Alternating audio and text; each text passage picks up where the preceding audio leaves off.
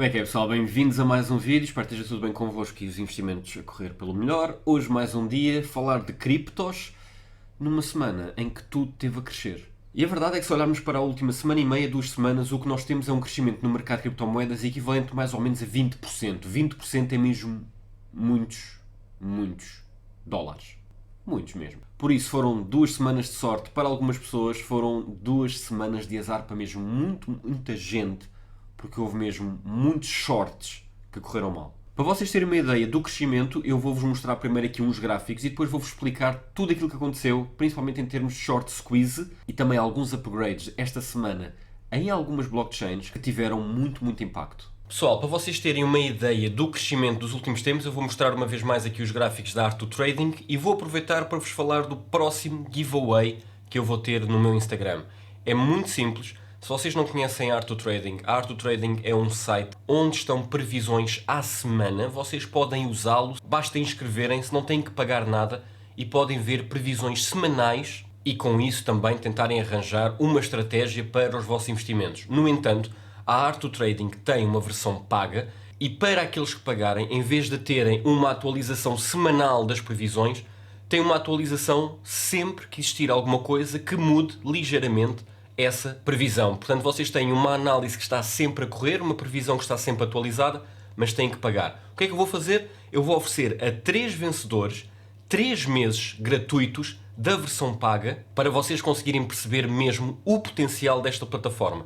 Fiquem atentos ao meu Instagram, o link está aí em baixo e entre hoje e amanhã o giveaway vai ser lançado. Olhando então agora para o gráfico e para aqueles que já me seguem, como vocês sabem, a Art2Trading costuma acertar mesmo muita coisa, como por exemplo aqui nesta linha verde em que acertou mesmo muita coisa. Eu, a semana passada, aquilo que disse foi que a previsão do Art2Trading era que se Bitcoin conseguisse romper aqui o estado amarelo, então Bitcoin poderia chegar ao estado vermelho e que provavelmente apanharia 1, 2 ou até 3 estados intermédios. E a verdade é que isto parecia um salto bastante grande. Estávamos a falar de passar de 17.600 para 22.000. Mas a verdade é que a partir do momento que rompeu, a subida foi grande e várias vezes chegou a este último ponto intermédio, apesar de ainda não ter chegado ao vermelho. E talvez até nem chegue, mas uma vez mais a Art2Trading acertou no crescimento bastante grande. Como vocês podem ver, os outros estados estavam muito mais perto e estavam muito mais perto, mas aqui parecia haver quase uma grande certeza de que do amarelo até ao vermelho o salto era enorme, mas seria possível lá chegar. E praticamente o mesmo aconteceu aqui com o Ethereum. Uma vez mais, como vocês já sabem, se têm visto aqui no meu canal, eles têm acertado bastante com os níveis de Ethereum, tanto aqui, também acertaram aqui na altura quando houve a previsão, depois houve esta previsão aqui que eles também acertaram.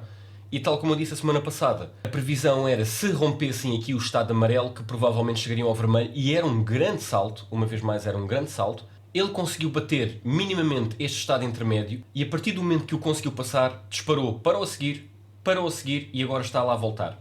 Obviamente houve uma pequena correção, tanto na Bitcoin como no Ethereum, mas a verdade é que conseguiu solidificar bem este estado, tal como solidificou aqui acima dele, aqui bastantes vezes, aqui nem tanto, mas muito perto. Então, como vocês podem ver, o Art2Trading dá-vos uma ideia de, a partir do momento que se romperem certos níveis, e aqui estamos a falar das ondas de Elliott, a partir do momento que se rompem certos níveis, podem chegar a outro. E por isso aquilo que eu vos digo é, pessoal, passem no site da Art2Trading, é um site português, eu não ganho nada com isso. Vocês chegam lá, inscrevem-se de forma gratuita, têm semanais. Se vocês quiserem a versão premium, vocês pagam e têm as atualizações ao dia, à hora, ao minuto, sempre que for preciso. E aqui vocês têm um bom apoio para a vossa estratégia.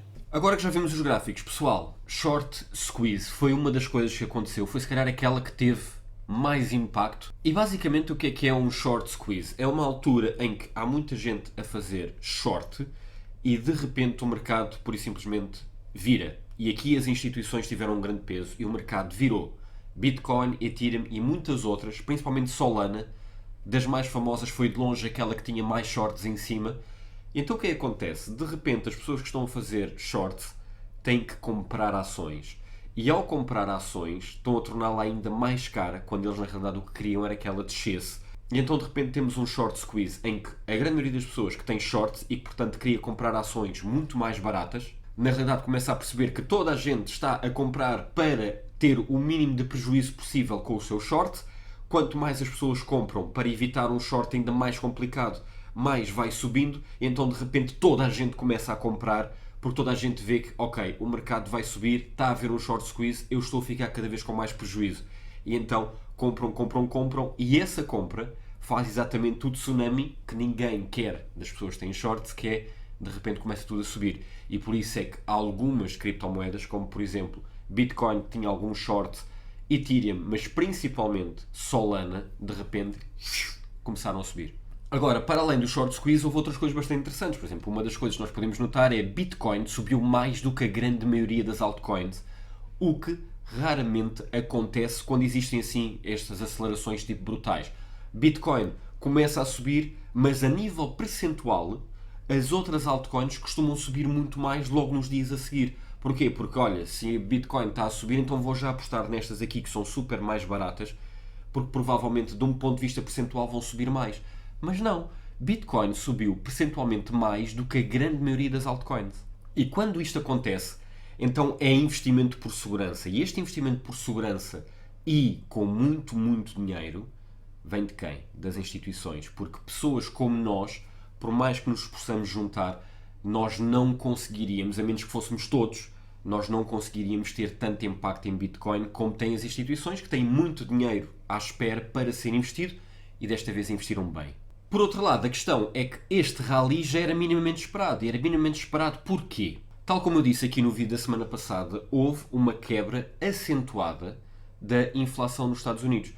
A inflação nos Estados Unidos começou a fazer assim, começou a deixar de subir e ali a estagnar ou até a descer um bocadinho em novembro do ano passado. E foi quando os mercados começaram a subir. Eu mostrei isto no vídeo anterior. A questão é que na semana passada nós começámos a ver a inflação realmente a descer nos Estados Unidos. E isto é um bocadinho mais depressa ou mais cedo do que nós estávamos à espera.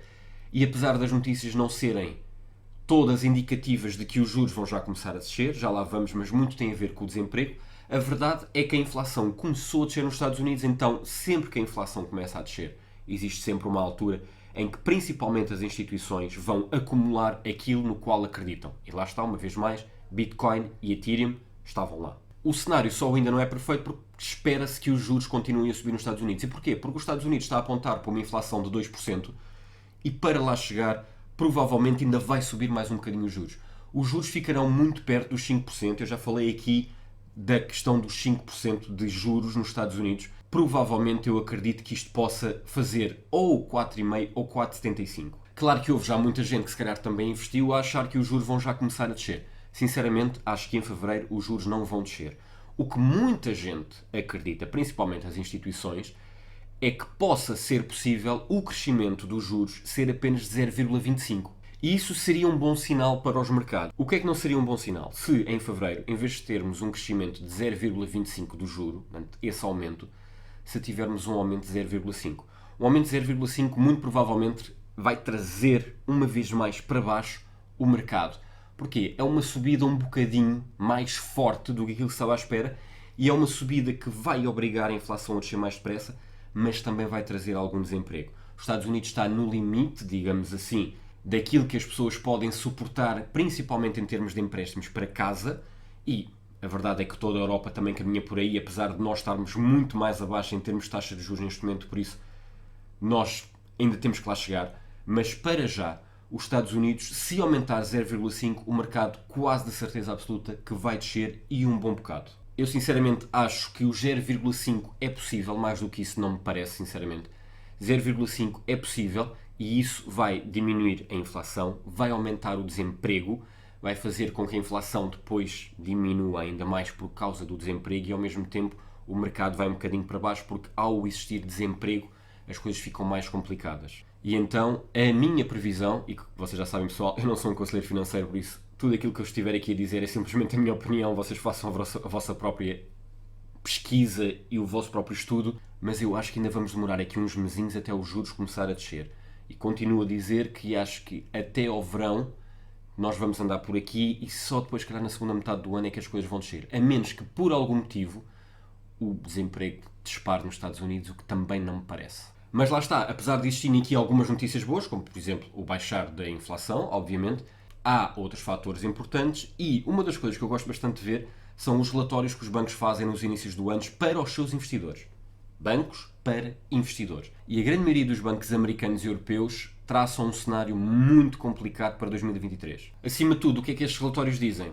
Menos lucros ou até prejuízo este ano nos bancos por causa da inflação, por causa da crise energética e por causa de uma muito possível recessão em muitos dos grandes países económicos e que têm maior impacto na Bolsa. Estados Unidos, alguns países europeus, por aí fora.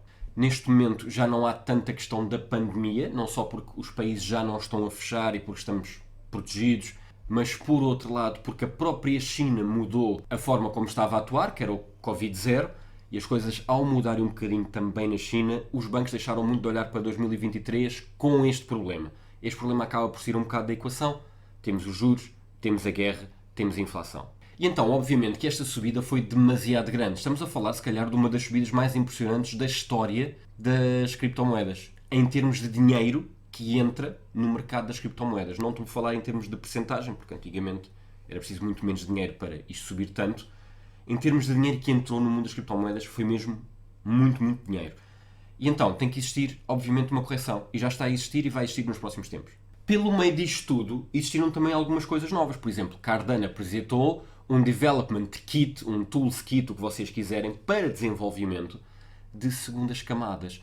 E isto é muito interessante. Este kit de desenvolvimento para segundas camadas, para sidechains, digamos assim, é algo muito interessante porque vai criar robustez, vai fazer com que Cardano possa ter aquilo que eu tinha falado aqui há muito pouco tempo num vídeo sobre Cardano, em que eu falava que Cardano tem que abrir ao ecossistema das criptomoedas, tem que deixar de estar isolado, tem que fazer aquilo que a Ethereum fez, que é ligar-se a outras. Estas coisas demoram a ser desenvolvidas, Cardano desenvolveu, mostrou, parece-me bastante interessante, ainda não aprofundei a fundo de um ponto de vista técnico o que é que pode ser feito, mas a verdade é que quando Ethereum começou a ter esta abertura às sidechains, às segundas camadas, por aí fora, ao ecossistema, Ethereum disparou de preço assim que o mercado o permitiu.